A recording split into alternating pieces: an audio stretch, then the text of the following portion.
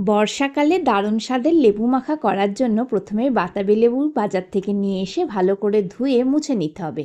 এবার লেবুটার দুই পাশ ফেলে দিয়ে চাকু দিয়ে এইভাবে যেভাবে আমি দেখাচ্ছি কেটে নিতে হবে।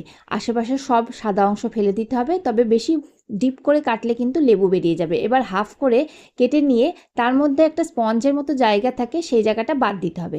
তারপরে লেবুর খোলাগুলো একদম সুন্দরভাবে খুলে যাবে।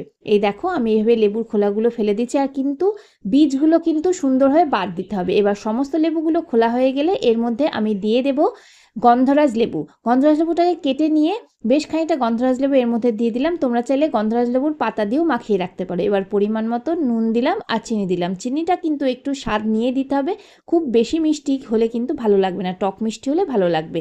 এবার মাখিয়ে আধ ঘন্টা রেখে দেবো। আধ ঘন্টা রেখে দেওয়ার পরেই কিন্তু আমাদের দারুণ টেস্টি লেবু মাখা একেবারে তৈরি। যদি ভালো লাগে ভিডিও অবশ্যই সাবস্ক্রাইব